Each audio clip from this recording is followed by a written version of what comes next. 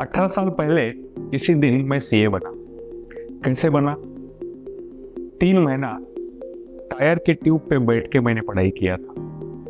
Exam को जाते समय मैं ट्यूब लेके जाता था, उस पे बैठता था और एग्जाम देता था।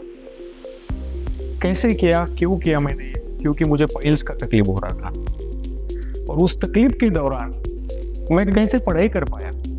क्योंकि मैं स्वामी विवेकानंद इनके विचार सुनता था, समझता था, उससे इंस्पिरेशन लेता था और पढ़ाई करता था।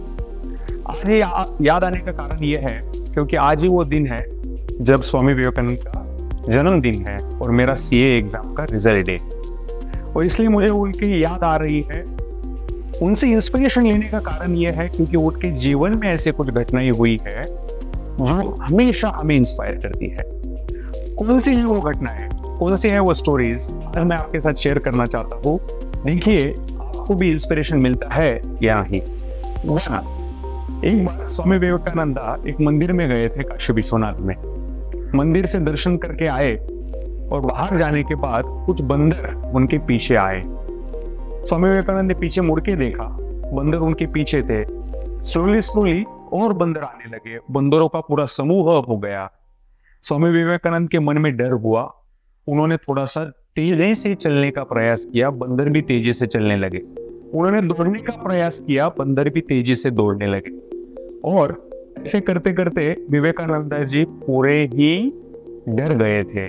उतने में उन्होंने एक आवाज सुनी। एक आदमी ने उनको चिल्ला के बोला, अरे भाग मत, रुक, पीछे मुड़ के देख, वहां पे खड़ा रहे। स्वामी जी ने सुना, उन्होंने वो सुना और पीछे देखा, डट के खड़े रहे, बंदर भी रुक गए और एक एक करके वहां से चले गए। स्वामी विवेकानंद एक सीख लिया इस घटना से, मुश्किलों से भागना नहीं है, उसके सामने डट के खड़े रहो। Face your difficulties, don't run away. The more you run, more difficulties will follow you. Face the problem and you will win over it. पहला लेसन स्वामी जी ने सीखा और जो उन्होंने हमारे साथ शेयर किया, ऐसे हम बहुत कुछ सीखते हैं। दूसरी घटना, बहुत ही इंस्पिरेशन हमें इससे मिलता है। स्वामी विवेकानंद को अपना मैसेज बाहरी देशों में फैलाने के लिए जाना था। उन्होंने अपनी गुरु माँ शारदा माँ को जाके परमिशन मांगी कि माँ, मैं अपना मैसेज, अपना धर्म, अपना कल्चर स्प्रेड करने के लिए बाहर देश जा सकता हूँ? माँ ने बोला, ओके, थोड़ा देर रुक जा, एक काम कर, मैं थोड़ा सा किचन में कुछ काम कर रही हूँ, थोड़ा मुझे पहले हेल्प कर दे। स्वामी जी ने बोला, बताइए मैं क्या करूँ आपके लिए? गुरु माँ ने बताया, शारदा देवी ने बताया, एक काम कर, वहां पे जो चाकू रखा हुआ है वो मुझे लाके दे दे। स्वामी जी गए, वो चाकू उठाया और उनके हाथ में दिया। वो चाकू हाथ में लेने के बाद शारदा माँ ने बताया, तू जा सकता है। स्वामी जी को अचंभा हुआ, ये क्या हुआ? माँ ने मुझे इस घटना से कैसे बताया कि मैं जा सकता हूँ?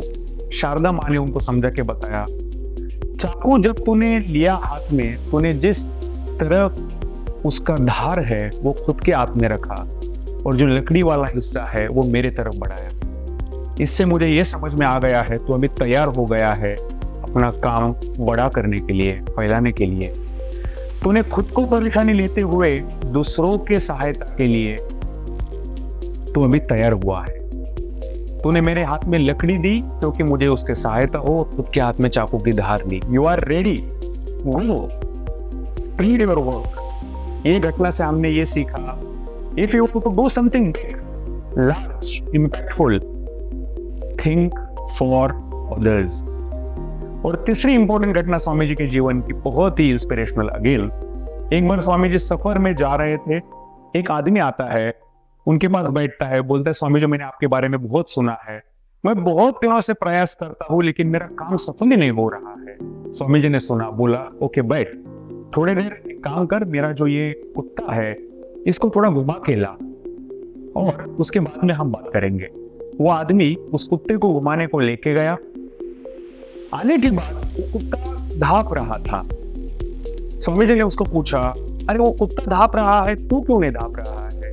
वो आदमी ने आंसर दिया, बहुत सीधी बात है महाराज, कुत्ता जब जा रहा था आगे, वो सीधा नहीं चल रहा था, इधर भटक उधर भटक, इधर देख उधर देख, हालांकि आपने मुझे काम दिया था उसको घुमा के ला, मैं उसको घुमा के लेके आया हूँ, सीधा गया हूँ, सीधा आया हूँ। मेरे पीछे एक ही लक्ष्य था, कुत्ते को घुमा के लाना है। इसलिए मैं थका नहीं हूँ और मैं धाप नहीं रहा हूँ। स्वामी जी ने बोला, यही तेरा रीजन है कि तू अपना काम सफल नहीं कर पा रहा है। जैसे कुत्ता अपना काम करते करते इधर भटक उधर भटक करता है, वैसे ही कहीं तू जब अपना लक्ष्य डिसाइड किया है, उसके पीछे लगा हुआ है, एक मार्ग पे, एक कंसंट्रेशन से, या फिर कभी इधर कभी उधर, कभी ये कभी वो, कभी लोग क्या कह रहे हैं, लोग क्या कर रहे हैं, लोगों के साथ क्या हो रहा है, उसके साथ क्या हो रहा है, इसके पीछे तो तू नहीं भाग रहा है, तो भटक तो नहीं रहा है।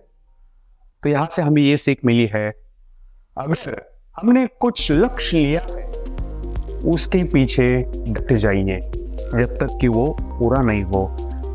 इसी के साथ मुझे स्वामी विवेकानंद का और एक कोट याद आ रहा है, arise, awake and stop not until you have reached your goal.